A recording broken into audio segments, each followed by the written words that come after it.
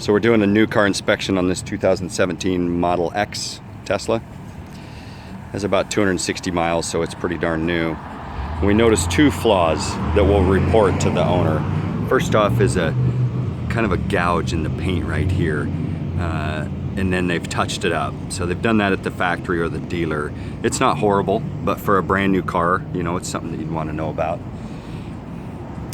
And then the other one is back here on this molding, this chrome trim.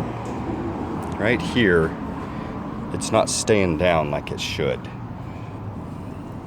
This doesn't line up properly. So you can see it feels kind of loose.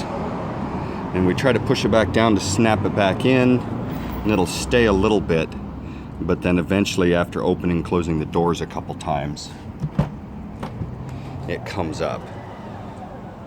So I think just the movement may do that.